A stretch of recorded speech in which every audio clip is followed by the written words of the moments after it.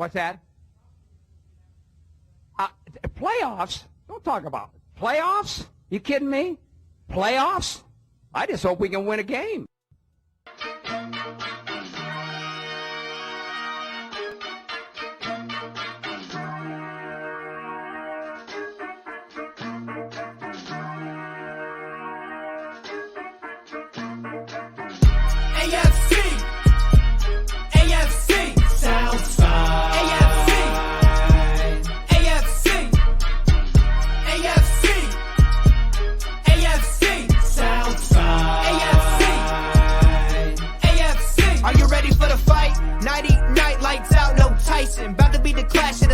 Strike like a lightning bolt. You feel the ground pounding, that might be the coast. Quick like a joke, like to hit when provoked. Don't you doubt that. That's a jaguar to a house cat. That's an outcast to a whole squadron. If you talking Houston, then we've got a problem. You'll probably get the horns if you mess with the cattle. Sit back in your saddle and get ready for the fan battle.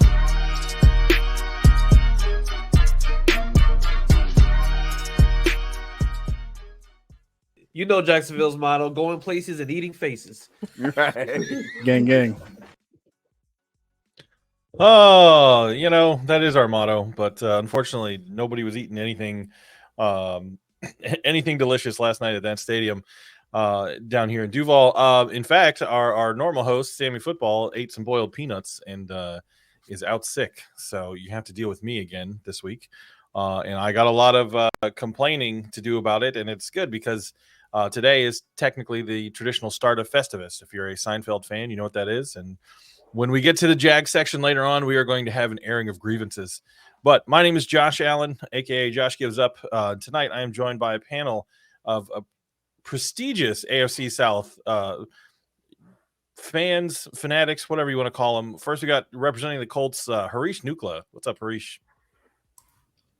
It's always fun coming out here on a Monday where you beat a team you haven't beaten in 15 years, and you finally get to celebrate a W that hasn't been a W for a long time. Yeah. I wish I was celebrating a W, but congrats. I'm glad you are. Right? It's not for everyone. It's okay, Josh. Yeah, it's maybe one day we'll see. Representing the Texans, we have Crenshaw, aka Fifth Ward Crenshaw. What's up, Crenshaw? How are you? Doing pretty good. Victory Monday for me. Yep. All right. Well, moving on to the fellow sad sacks of the group, we have representing the Jaguars, Ammo. What's up, man? What's going on? Not a victory Monday, so not as good as it's been.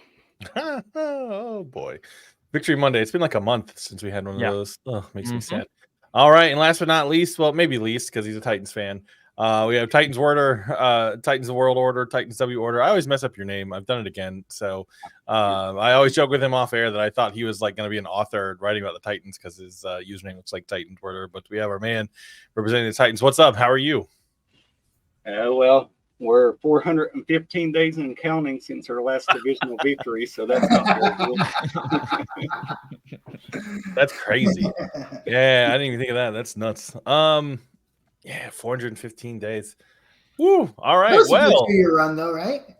Just like all the Titan fans promised us Super Bowls, now they can promise us who they're going to pick in the draft next year, maybe. I just hope they don't get anyone good, right? I hope they make bad decisions. Sorry. We're probably going to be outside the top 5, so all of the 2 best tackles and Marvin Harrison Jr. is probably out of reach. I told you he was going to be out of reach. Rough. Told you you're going to win too many games. Yeah, you Can't got even tank properly. Yeah, I knew that the Titans goose was cooked when Vrabel came out in that Bum Phillips hat. I'm like, that's just too far. Like they took it too far. I was like, the football karma is not going to allow, them to get away with that. We was go to the end of that. All the fans were rallying for him to do that, but he didn't really want to do it during the game, so he just done it during the entrance from the tunnel. Yeah. It was funny. It made me laugh. Yeah. I appreciate the Titans organization's pettiness. I don't really like them, but I appreciate the pettiness that they have in certain things. Wearing the Oilers uniforms while they're playing the Texans, it's just disrespectful, and I like it. So all right, moving on. Let's get into a little bit of NFL news before we get into AFC South. The Chargers finally did something positive. They fired head coach Brandon Staley. And I know that technically happened before all the games this past week, but it happened after our last show. Long overdue. And I think there was a funny clip, if anybody saw it. He was in a press conference, and basically he was like, yeah, I don't think my seat's very hot. Like, a lot of coaches have had the same thing happen to them, and like after the blowout loss that they had.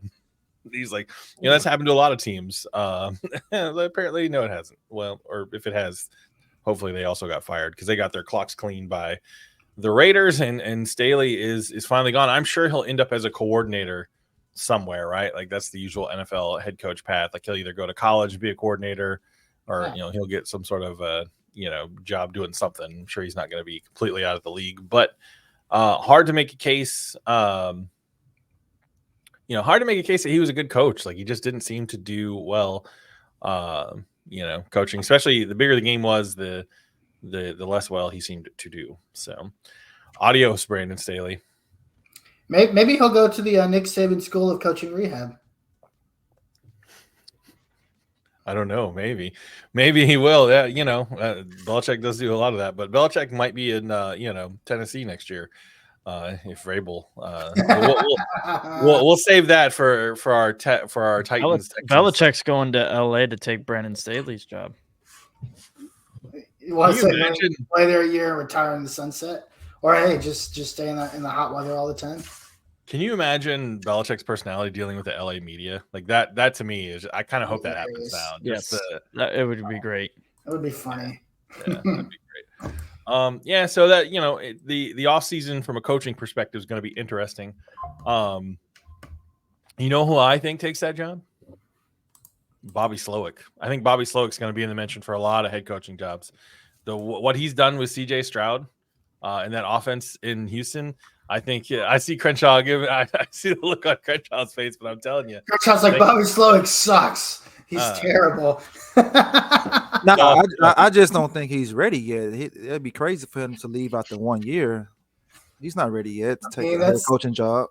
It's kind of the world of football these days. But that's happening all the time. While it's hot. Yeah. I mean, I just feel like if Ben Johnson could wait a year, why can't Bobby Slowick? Yeah. I mean, it just kind of depends on what Slowick wants to do, right? But again, Ben Johnson depends on what job he's up for. Yeah, it depends on where he wants to go. Well, it also depends on the money too. Like, let's be honest. Like, LA money, that's different. They got different kinds of cash out there in California, right? Like, but his money's not going to go as long in LA as well with all the taxes and everything. But if he goes, we prepare. That's why we got Gerard Johnson, so we're prepared for him. I'm not saying he goes necessarily, but I'm saying if you were the Chargers organization, you'd be silly not to reach out to him. You have a quarterback. Arguably, you got a solid roster that's been completely mismanaged by terrible coaching.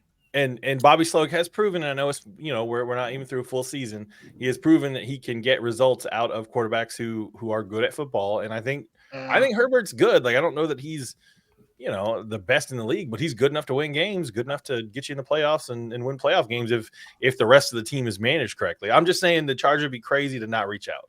I mean, I would go with Ben Johnson or Eric Bieniemy before I go to Bobby Slowick. Come on, man. I ain't just saying that because he's my OC. I'm just saying he's not. But there's going to be a lot of coaching jobs open, so those guys might get jobs, and he might still get them calls too. Yeah, I'm still not convinced that Justin Herbert's had a great OC at anywhere. I don't even think he had a great OC at Oregon.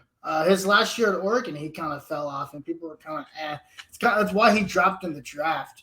I think his best season in the NFL was under Shane Steichen. He's going to need not just an offensive mind. He's going to need a quarterback guy that's going to be able to put him and the guys around him in the right position to succeed. And until somebody can do that, I mean, Trevor Lawrence was the same thing. Obviously, Urban Meyer didn't do him any favors. Hell, look at what Shane Steichen's able to do with really shitty Gardner Minshew, right? I mean, it's all about just putting your guy in the right places and the guys around him in the right places to succeed. And until he gets that, I don't know. Justin Herbert will just be a mediocre quarterback, paid a shit ton of money. Yeah, I think the output, the total output for the team will be mediocre. I think you could argue that Herbert's still good, but the team just hasn't performed, to the level that anybody has thought that they would. Yeah. But we'll see. It'll be, like I said, it'll be interesting to see who ends up where. I can tell you who's not going to get any head coaching phone calls is Press Taylor. But we'll talk. I hope he does, though. He's the greatest. Legitimately, He's the greatest offensive coordinator that's ever existed. You should hire him as a head coach. Yeah, we got to figure out how to do that reverse psychology troll job on other teams. Be like, Press Taylor's amazing. You should imagine how bad the Jaguars would be. He would lead any roster in the NFL to the Super Bowl within his first 2 seasons. Doesn't matter what roster. They'll be so good they'll win the Super Bowl in the first 6 weeks. That's right. No, that's a Houston thing.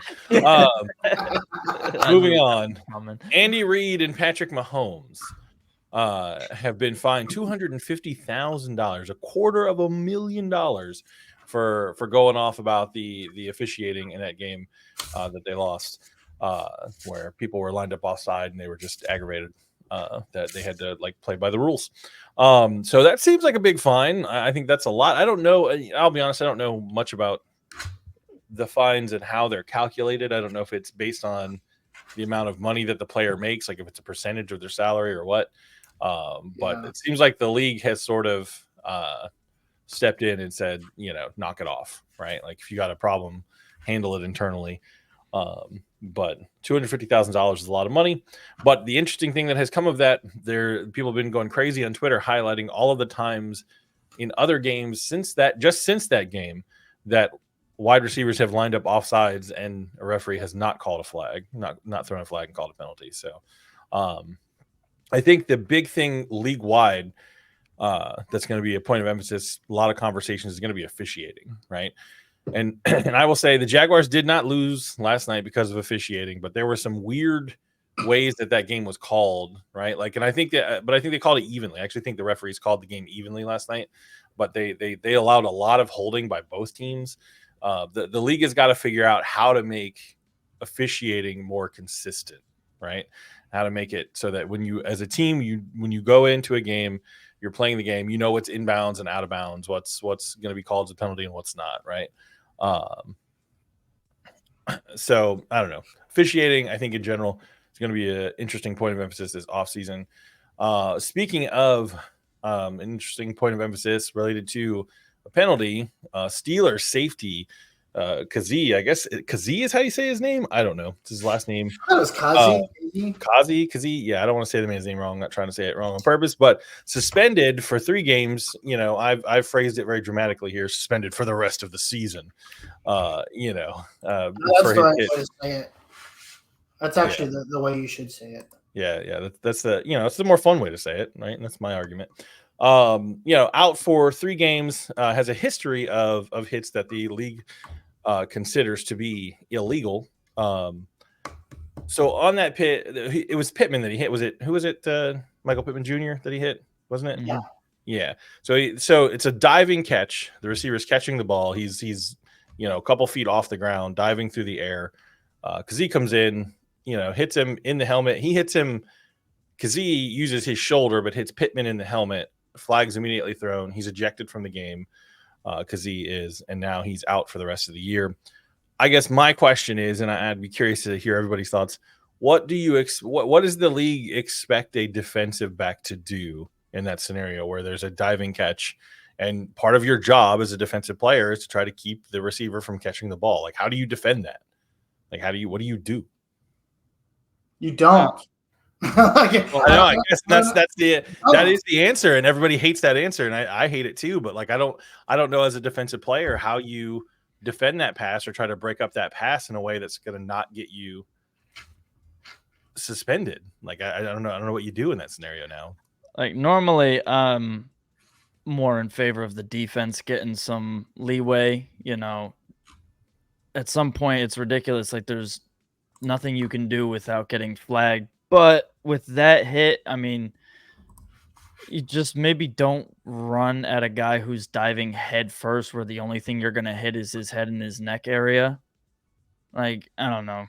I feel like Leslie Turner here says wait and touch him while he's down. That was my initial thought too. I guess that, or you just play straight for the ball. He played the body of the receiver, and when he's diving head first in your direction, the only part of the body you're going to hit is not going to be a good area. When you launch your shoulder / head at his shoulder / head, there's no outcome there that the league now is going to consider a positive one, right? But I guess with Kazie's history of hits that the league does not like, now he is suspended for 3 games, which is the rest of the season. Have the Steelers been eliminated from the playoffs, or are they still in contention at this point?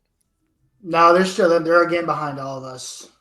Oh, that's right. It was the Titans that were eliminated, but we'll get to that in a bit. So sorry, had to refresh my memory. Steelers, Titans, it's all the same. Yeah, Steelers, Titans. I get confused all the time. So let's get into, speaking of the Steelers. Let's talk about it, Harish. The Colts beat the bejesus out of the Steelers, 30-13.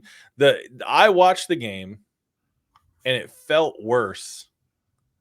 It felt like a worse beating than the score shows from my perspective, not being a Colts fan.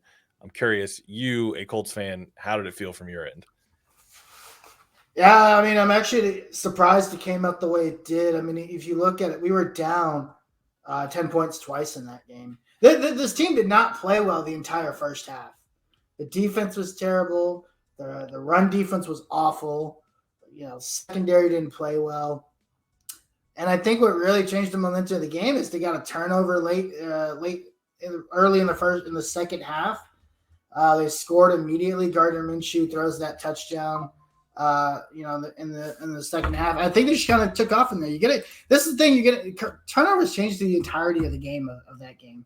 There was a fumble that happened. There was an interception that happens early in that second half, and it kind of put the game upside down. And then the offense just had short fields that they had to go score on, and they got it done.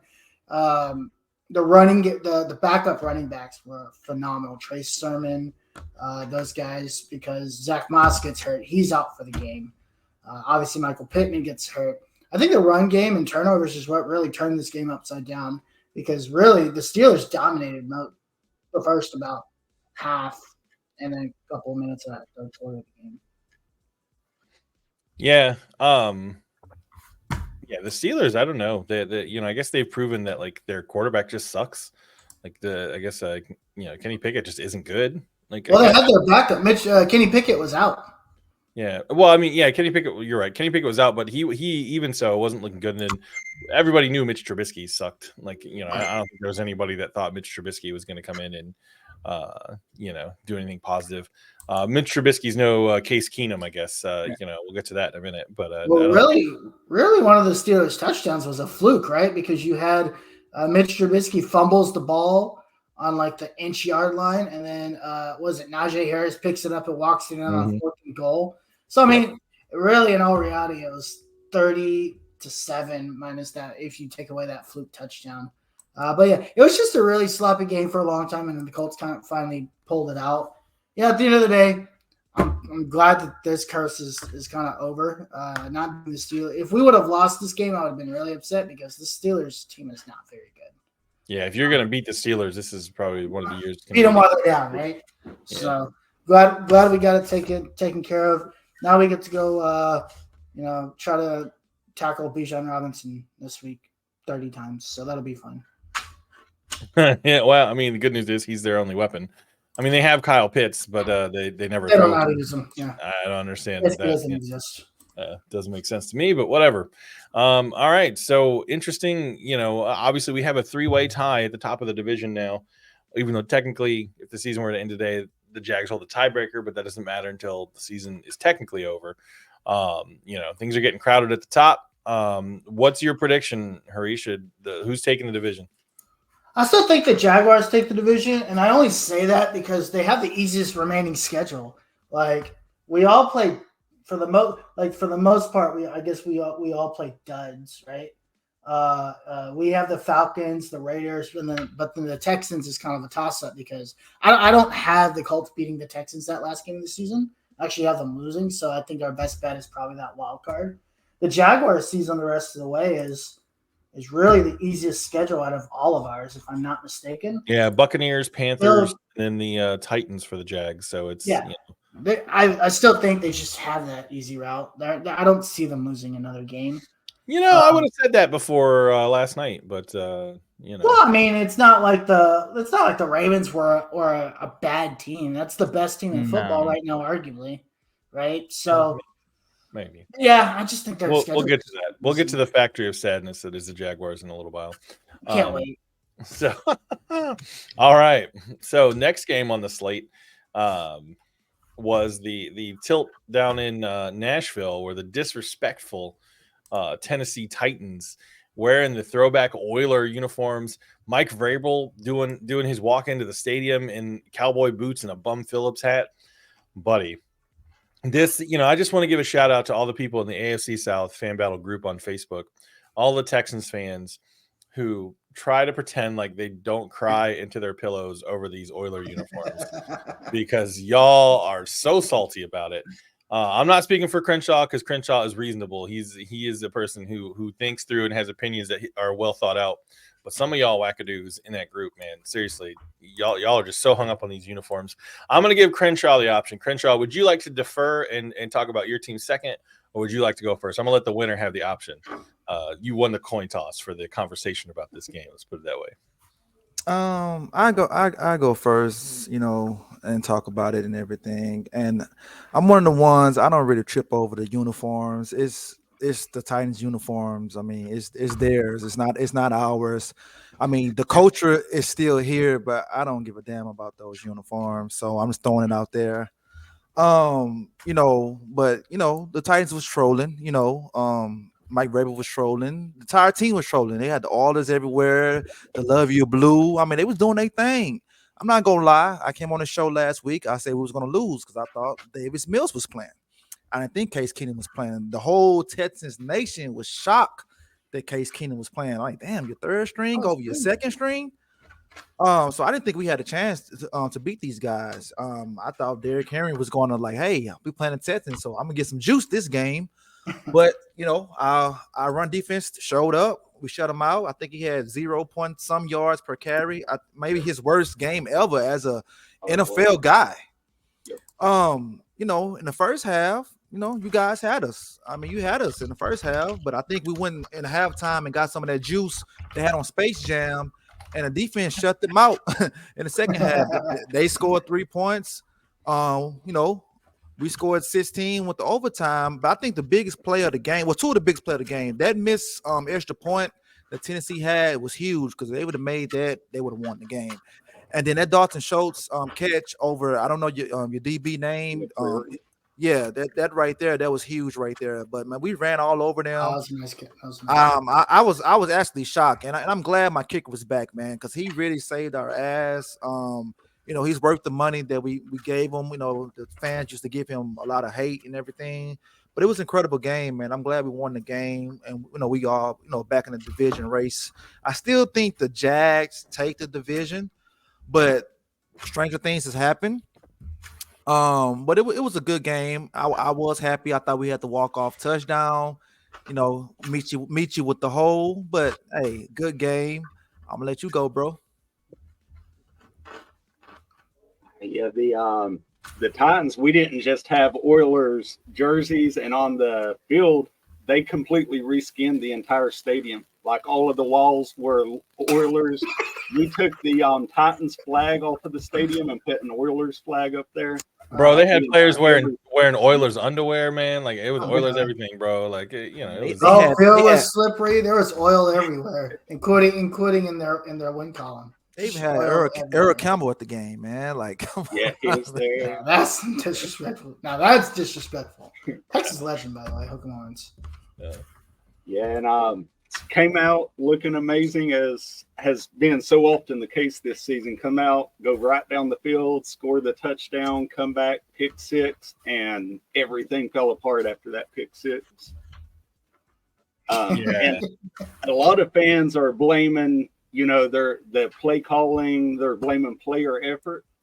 I felt like it was stubborn pride, really, that got in our way, because I said all last week that the Texans are going to double Hopkins the whole game.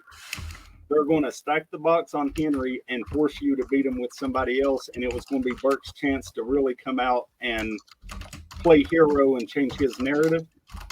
In the first quarter, Burks had 2 targets for 50-plus yards and then had 1 target the entire rest of the game. Hopkins had 8 targets in the second half, 2 receptions. They were just forcing it to Hopkins, trying to give him that revenge game against the Texans, and it wasn't going to come. And they never adjusted. And same thing, if you look on the other side of the ball, we thought Woods is going to be, the focal point because it's a revenge game for him as well. And we shaded all the help to Woods' side of the field the entire game. And the Texans did make that adjustment. And Brown, I think it was, ended up with 8 receptions, 82 yards, and a touchdown. So making that adjustment, talking about Henry's game, he had 16 carries for 9 yards, 4 receptions for 1 yard. So he did set another NFL record against the Texans. He's the first player in NFL history to get 20-plus touches and 10 or fewer yards. So, Hell yeah.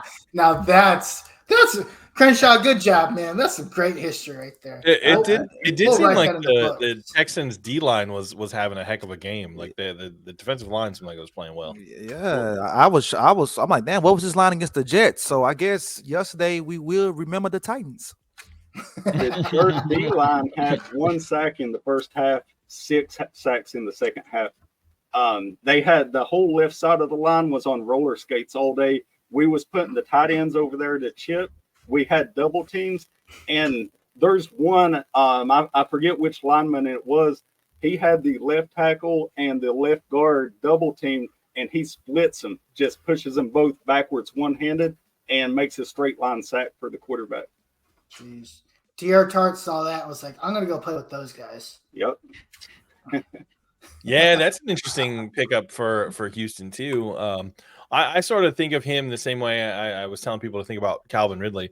Calvin Ridley had some non-football issues before he joined the Jags, right? Like he had the betting stuff, but he also had stepped away from football and had some other stuff going on.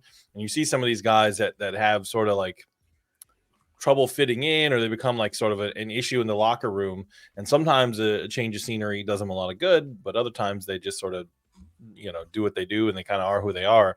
It'll be interesting to see what happens with Tart, right? Does he go to Houston and does he have sort of a rebound? Does he get his career back on track? He's a stout run defender. A lot of people were passing around statistics showing how good he is against the run. So I think that's, I don't know. I wish him all the best. I know they're division rival. I don't wish ill on anybody, but you hope with guys like that have had an issue and, didn't fit in where they were, get a chance to thrive somewhere else. So it'll be interesting. Who do the Texans play next? It's Cleveland, isn't it? Yes, we play Cleveland at home. Ooh, Cleveland at home. All right. What do you think is going to happen? It was just a concussion, right? Say it again. Is Stroud going to be back? Or is it just a concussion? He's in phase 4 right now, so we probably know something by Wednesday or Thursday. I hope he plays. It's going to be a tough game, man. Cleveland defense is real good. I mean, Flacco threw 3 interceptions yesterday, and they still won the game. Granted, they played the Bears, but still 3 interceptions, you still win the game. So this was a toss-up, man. I really don't know. It's a toss-up, but I'm just going to say we're going to win since we're at home, and we're trying to fight and get into the playoffs. And I do think the last game of the season will be against the Colts for the wild card. Yeah. I think so too. So it's definitely heading that way. Yes. Yep. Yeah, it's gonna be a fun game to watch. The Steichen sort of spinning gold out of straw there with the Colts roster sort of falling apart, being decimated. Gardner Minshew's at quarterback, Anthony Richardson's out, but they're still winning. And then obviously, the season that Houston has had. It's going to be be an interesting game. Who do the Titans play next? I tell you, I don't know. Oh, okay. Well, that's another loss for you guys. The Seahawks are on your way back up to keep yourself in the top 5. Yeah, so I mean, though I gotta say I will root for the Titans to win that game, just because it's gonna hurt your draft status. So go Titans. We're number 9 right now, so we could drop out of the top 10 with a win. So. Let's go. All right. So, any last thoughts from either of you on the game that was, or the games coming up, or? My only thought on Tart, a lot of Titans fans are calling him lazy, saying he's going to fail. But he was a walk-on in college, earned a scholarship, an undrafted free agent that earned his contract with the Titans. And so, I mean, you don't do that stuff on the college and pro levels if you're lazy. Like Yeah, I don't he think may not lazy have is been his in, problem. Yeah. a personality that fit in the locker room. He's not a lazy player, though. He's a good player. Yeah, I was just about to ask about him, so that's good to know right there. Yep. Are you guys gonna wear all those colors again? Supposedly 2 times next year. So. Oh, okay. Once at home against Houston, once in Houston. Can you wear alternates on away? Can you wear like? That's what I was wondering. I would rather wear Thought them you in could. Houston. I thought that would be the better troll than doing it in Yeah, yeah. That'd So, be so is Derrick Henry? Is he's officially done with you guys or what? I've said all year that I think he comes back next year, and because he'll only need 600 or 700 yards to get the all-time record for the Titans rushing title. But post game yesterday, he was talking about moving on. Like when they asked him about it, he was talking about this is a sour way for it to end. Like he's sad that his Nashville days ends this way. So it sounds like he's willing to hit free agency next year. Yeah, that could be a little bit of posturing, him just trying to get the team Yeah, to that negotiate. too. Negotiate something. Dang. Yeah. Maybe we should get RJ on here so he can cry about how Derrick Henry. No, I have to hear enough from RJ on Twitter, and he That's can fair. cry over there. He can cry on That's Twitter. fair. That's fair. All right, so I had the wrong banner up the whole time. Sorry, y'all. I had the wrong score. Let's talk about last night. I went to the game. Emma, I don't think you didn't go, did you? Because you're sort of down a little farther in South Florida. But I'll let you talk first, and then I'll just give my thoughts. One thing, I didn't know the Jazz played the Browns yesterday. Oh, did I miss? Dang it! Oh, me neither. Maybe they wanted to. They forgot too. That's how bad it was. Hold on, did change? Yeah. I don't know. I guess it didn't say my changes. Anyway, that's how tired I am, y'all. I got like 3.5 hours of sleep. It took forever to get home, and then I was angry and I couldn't go to sleep. So That's average for me. That's what's up. I wish I only had to sleep 3 hours, but anyway, that's a topic for another day. All right, Ammo, what are your thoughts? They better figure their shit out and figure it out quick because they're about to be this year's fucking Titans, dude. They are slowly letting the season slip away. 3-game losing streak, and it has been an ugly fashion. That fumble by Trevor was just unbelievably stupid. I don't understand what happened there. I don't know how you like Yeah. we've all made dumb mistakes at times, but you're 6'6". Like I can't imagine you got those little Whopper Jr. commercial hands. So how can you not hold on to the football when nobody's touching you? Like that's really tough. Another point about Trevor, I saw someone post a stat line.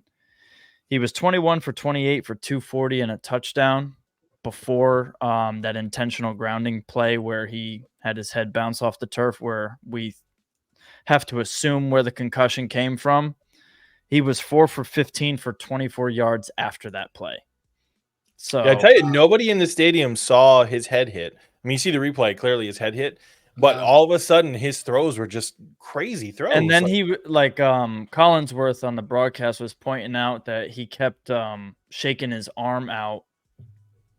So something was not right. Like there wasn't the same zip on the ball. Things were just kind of getting away from him that don't normally do. So it was definitely a change in something. So to find out that he was concussed after that, definitely. And then on that last drive, which was largely a garbage time drive, he threw a pass and it was just wildly inaccurate. And then 3 straight plays, he didn't even make his reads. He just literally went to his left and ran.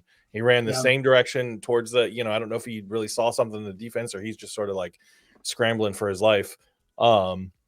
but something was off. There was weird things happening too. The first 2 drives of the second half, the Jags didn't have Josh Allen on the field except for 2 or 3 plays. Your pass rusher, who is a sack and a half away from breaking the team's single season sack record, your best defensive player is not on the field, and you got Clavon Chason out there, literally getting turned around by the guards. Doesn't know where he's supposed to be. I will say this: I have to make a small apology to a man named Trayvon Walker. Yeah, that man balled out. My It was goodness, good. It was really good. He had a heck of a game. And Josh Allen played well. He didn't get any sacks, but he was affecting. He was affecting the quarterback. And here's the thing, and I'll let Ammo keep talking. The Jaguars technically didn't play that poorly on defense. Like the defense, they gave up a whole lot of rushing yards once they got worn out. Once they were just sort of ground down and the offense wasn't scoring any points. That loss yesterday is 100% on the offense. 100%. Absolutely. And technically special McManus, you could consider, field goal special teams, but 100% on the Jaguars offense, not being able to get out of their own way. There's potentially 12 points that they don't score, in that game, in the first half of that game. And what that does, and I know Trevor was concussed, and who knows what happens in that final drive. If they had scored even 9 of those 12 points, that drive that the Jaguars are making with a few minutes left on the clock is a potential game-winning drive, right? Yeah. You go down, you score a touchdown, your defense holds stout. Because the Ravens, they had some chunk plays because Lamar Jackson's a human cheat code, and the dude just, they had hands on him. There was plays where 3 players had hands on him, and he just literally rips himself free and keeps going, or he would spin out of their grasp. Crazy. Lamar Jackson, if anyone at this point doesn't think Lamar Jackson is a elite tier quarterback, they're a moron. Don't listen to the football of opinions of someone who says that Lamar Jackson can't throw or is just a running back that's trying to play quarterback, because it's just stupid. The man is, he was obviously a different style of player, but it was Peyton Manning level, throwing guys open, finding a way to make a play. There are many quarterbacks I've seen dance all over the graves of the Jaguars defense in that stadium. And that was just one of those where that was happening. And the problem was that even with all that, at one point it was 17-0. If your defense holds Lamar Jackson and the Ravens to 17 points, and your offense can't score anything, then I don't know what else you want the defense to do. But just the whole thing was so frustrating. Just completely deflating. I will say though that throw Trevor makes to Agnew, was it in between the safety and the corner? Yep. And where he scores, that was an unreal throw. They got lucky on that play because it's a complete missed assignment. Somebody on the defense was not where they were supposed to be. And I'm not smart enough to tell you which player, whether it was a safety that was, that took the wrong read or whatever. But somebody was out of place. But that's the sort of thing where, Trevor, when he's not concussed, there was a couple of guys that were open. But I will say the wide receivers overall did not play well yesterday. They weren't getting separation. They were not getting open. I think you're really seeing. And Zay Jones came up hurt at one point. He came out of the game and didn't come back in. And I haven't seen any updates. I haven't had time to look. He's done. Is he? He's got to be, dude. That was a hamstring, and he came up lame as hell. He's done. He needed a question. Yeah. Sorry, go finish your thought. I think the Jaguars are proving everyone that said that they overpaid Christian Kirk wrong, because part of the offensive struggles for the Jaguars, you can tell that scheme is really missing Christian Kirk. He's one of those guys that he makes big plays in critical situations, and there's not another receiver on the roster right now. He's including security blanket. Yeah. Is he out? He we would have to probably make it to the second round of the playoffs for him to even have a chance. More realistically, we'd have to be in the AFC Championship game probably for him to come back. That's the normal sort of timetable. But yeah, I guess my question is, because I'm so happy that he's here, is losing your wide receiver coach last year, does that have any impact on the play of the wide receivers overall? Do you guys think it has? I don't think so. I don't think they've necessarily played poorly, but I think the problem is when you have Tim Jones and Parker Washington and Elijah Cooks, when you're running, 4 wide receivers, those are 3 of your 4 guys out there. Those guys are not going to, when you have, and Ridley, we'll talk about Calvin Ridley in a minute. I think the guy doesn't know where he's supposed to. I think he has no idea what's going on when he's out there in the field. I think he seemed, I'm not going to say a dude wasn't putting in full effort, but, everybody in section 205 that I was sitting in is watching him every play going, what the heck is going on with Calvin Ridley, right? When you have Zay Jones and Christian Kirk, those are 2 guys that the defense has to account for. And Christian Kirk is a guy that almost has to be double teamed at times. You have to make sure that you don't let that man slide underneath and get open. And I think it's sort of a wide receiver by committee, right? They don't have anybody that necessarily is just going to, they don't have an Andre Johnson. Like they don't have a, they don't have a guy that's just going to dominate, but they have guys that are good enough in tandem, right? Like it's sort of the 3-headed monster of Ridley when he actually is paying attention and is good. Christian Kirk and Zay Jones makes the defense have to account for all 3 of those, and then guys get open. But when you have the second tier guys who aren't getting reps on game day for a reason, I think it just makes it easier for defenses to defend them. But who knows? And then the fact that they just completely.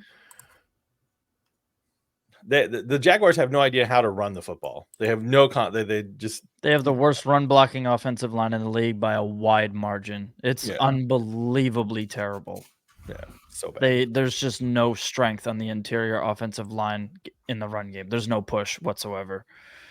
So the fact that Travis Etienne is like 3rd in Pro Bowl voting and one of the top running backs in the league is just astounding because there's no holes anywhere. I actually think a bigger loss for the Jaguars from a coaching perspective was Jim Bob Cooter. Yes.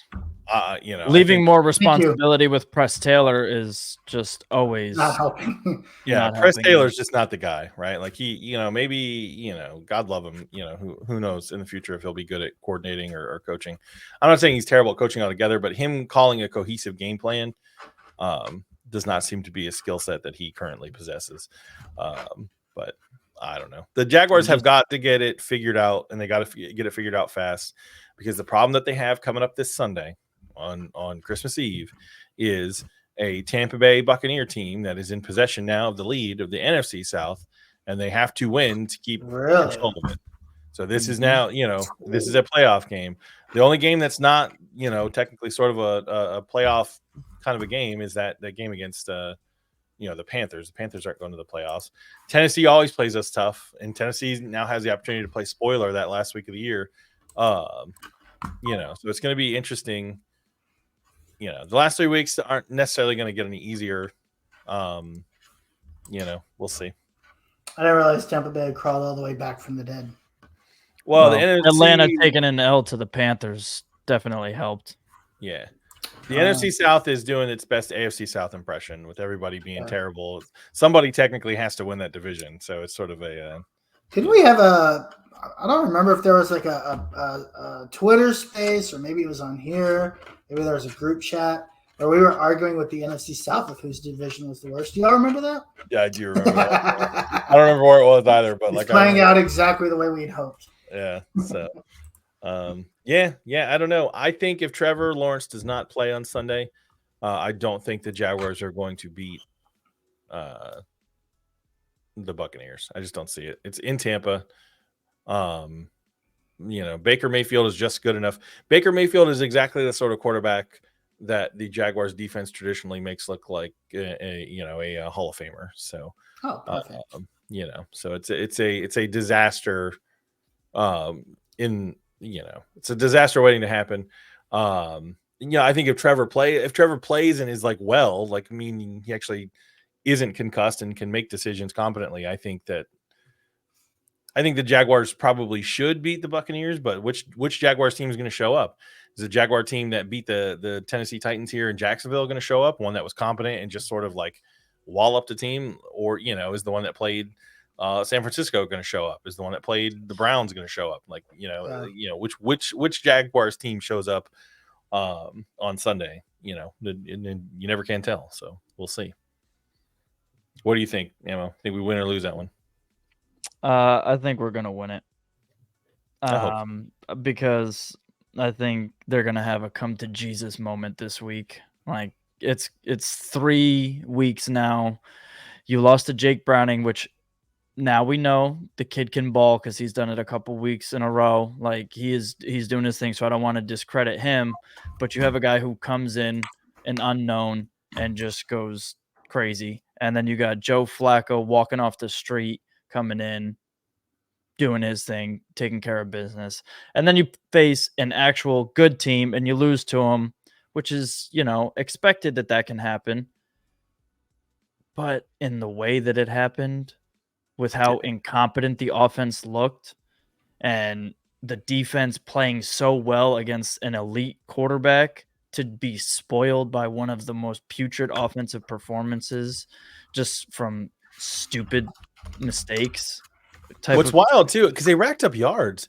At one point, we had more they were yards than the Ravens did. bad, but that fumble was awful, and then some of the boneheaded mistakes just it starts adding up, and it starts to reflect on coaching, because that type of stuff should be coachable. And when you're, what are we, like 15 weeks into a season now, that stuff shouldn't be happening. Yeah, they're too sloppy. Well, and it's not even that you're 15 weeks. We played a cleaner game in the first couple of weeks of the season than we're playing now. Like we have had a reverse effect than what most other teams do. Yeah, and we're 2 years into Doug Peterson's system too, right? So in theory, you would think that they would be. And we returned a lot of starters. We only added some like low-level depth to the team in the offseason. So it should be people knowing what they're doing. It could be worse. You could have gotten swept by Gardner Minshew and lost to Case Keenum. Yeah, imagine getting swept by Gardner Minshew. That's crazy. Yeah, that's brutal. Yeah. Oh, what's up, Mike? How you doing, man? We hate seeing backup quarterbacks in Nashville. We can beat the starters. We can't beat the backups for some reason. Clearly. Yeah. Yeah, I don't know. We'll see. We'll see what offense shows up, on Sunday against the Buccaneers. I might try to go to that one since it's in my neck of the woods. Oh, this weekend? Mm-hmm. Yeah, I don't know. You might get fairly decent tickets down there. I mean, it just depends because it's Christmas Eve, and I don't know that a whole lot of people are going to want to sit at a football game on Christmas Eve. It's Christmas Eve at like 4:00 too. Oh, is it a 4:00 kickoff? Mm-hmm. Oh, I kind of want to go now, but my wife would murder me, so that's not going to work. Yeah, it's like coming back by Christmas. So my mom's coming down from up north, so I'm like, Mom, let's go to the football game. I know you want to. Yeah. What a perfect present. Go to your football. Yeah, exactly. You've never been to a professional football game. It'd be a great thing to do. True. All right. Well, yeah, I think that's enough of that game. So we did have an interesting comment in the from the viewers. Coach of the year. I think D'Amico Ryans and Shane Steichen are both in that conversation. What do we think? Who wins? Or is there anybody other than them that you think is even? I think it comes down to one of the two of them. Yeah. Like in a regular year, I think D'Amico Ryans would win, but with Minshew playing most of the season, I think that kind of sways it a little more in favor of Shane, just because he's got an equivalent record playing with a backup quarterback for the majority of the season. So it kind of, if you look at it, it was Doug Peterson and Daboll last year that they had that it came down to, and they went with the guy who had the shittier quarterback. So it's true. If we follow the same precedents. Well, because everybody buried the Colts, right? Like when Richardson. We buried the Colts. I buried them with Richardson. Yeah, but I'm saying with Richardson, but then they had a little bit of success, and then Richardson goes out, and then everyone, is like, oh, well, the Colts are really dead in the water now, right? Like, so I do think Steichen, I think, but what a crazy year both of those teams have had. I don't think anybody really expected both of those teams to win as many games as they have this year. I certainly didn't. I didn't think the Jags, a lot of Jags fans were talking about the Jags are just going to walk away with the division. The Jags never do anything easily, first of all. And football is every week's its own thing, and there's a lot of luck involved, and it's a long grind of a season. I did say from the beginning I thought that anything less than a playoff appearance, whether that's a win the division or wild card, is anything less than that is a failure of a season for the Jags, and I still hold to that. But I think not Yeah, winning the playoff division win. was a failure. Yeah, don't you think like winning the division, anything less than winning the division, at least one playoff game is a failure? Because you're looking at progressing, right? That's what you want to see out of Lawrence, and I think that's well, they won the division last year. I think like winning a playoff game should be like that. I think it depends on how they win or lose the playoff game, right? Like, Yeah. Like the way they lost to the Chiefs last year, where the defense, all the things that happened, the 99-yard drive by Chad Henne when Mahomes comes out, the dropped pass by Jamal Agnew, yeah, sure, I'd like to see them win more, but I think you have to understand how bad the Jaguars have been. If this team could get to a point where they're consistently in the playoffs, like 3 out of every 4 years, if you say, listen, your team's going to make the playoffs 3 out of every 4 years, I'm not going to tell you how far they go in the playoffs. Would that make you happy? I think 90% of Jags fans would say I'd be ecstatic, right? Like, because there was the little stretch at the beginning of the history of the Jaguars where they were good, they were consistently good more often than they were not, and then early to mid 2000s, all of a sudden we go into this sort of dead period, the Jack Del Rio years, where they're had a couple good years there, and then after that it was just what was the name of the longtime coach of the Bengals? What was the guy who Marvin Lewis. Jack Del Rio was the Marvin Lewis of the Jaguars, right? Like, he's always good enough to get you right around 500, or maybe a game or two above 500, maybe get you in the playoffs, or maybe just miss the wild card by a game or so, but never really. But you're not going anywhere. Yeah, you're not really going anywhere. I see. There's something interesting happening.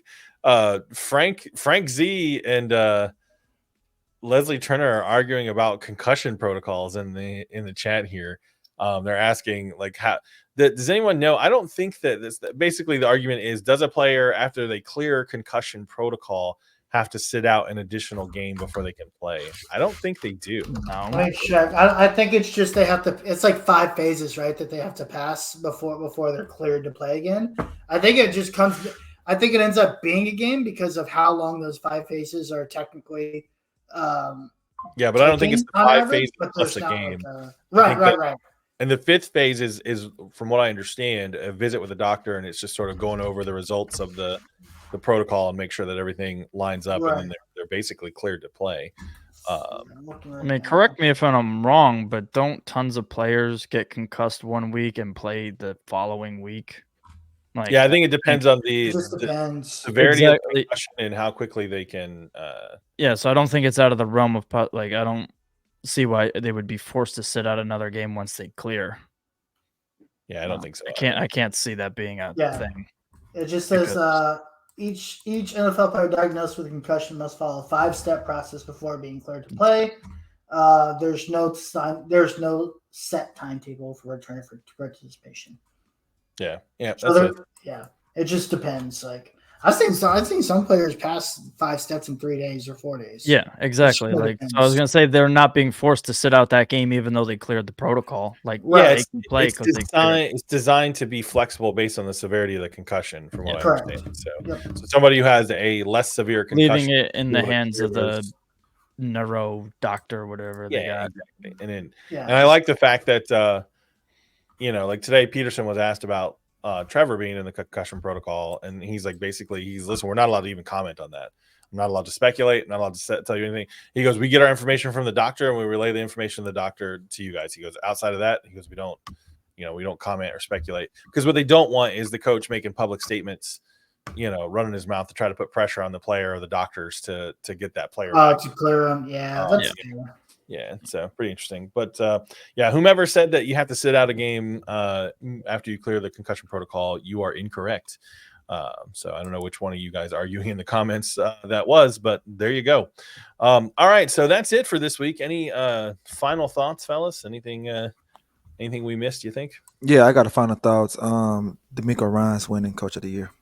That would be my vote, but I think that they're going to use the crappier quarterback argument to maybe give it to a different guy. I think D'Amico had more adversity coming into the season, and turned the whole team around. The Colts had talent.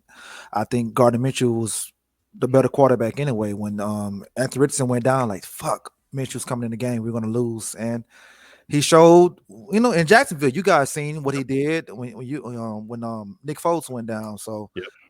But nevertheless, both guys are overachieving. So maybe they could do. Yeah. Can they do coach of the year? Has that ever happened I don't know. before? I mean, I'm sure they can. I've never seen it. I mean, they had a free. Remember when Peyton won co-MVP with Steve McNair?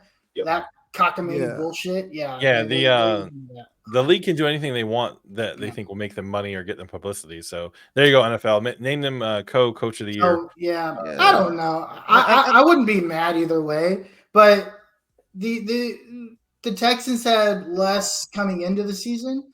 But that's coming into the season, right? When you're actually in the season, the Colts have clearly had more to go through throughout the entirety of this season. Yeah. Richardson. I think you can make a strong case for either of them. 70% of the season. Freaking Well- Grover Stewart went to Mexico and ate food and thought there was no steroids in it. Like it was all this bullshit that happens. We got a lot of guys on IR, the most in the league. Yeah. Did y'all have a season like this before when your coach you got fired and went out and your backup coach won coach of the year? What year was that? Could have fooled me. I never seen it happen. Damn, what then he won coach of the year, the guy, and then he went to the There was Arizona. an interim. Then he went to Arizona. Interim? Yeah, it was interim coach. Oh, you're talking Luck's rookie year. Was it Luck's rookie year? Yeah, when Pagano got when he got diagnosed. Yeah. Bruce Arians. And Bruce Arians won coach of the year. Yeah, I remember that. yeah. Oh, that's right. That is right. Yeah, so I mean, they already showed y'all love one time, so it's time for us to get some of that love. Right, I was like 80 years ago, it feels like. Yeah.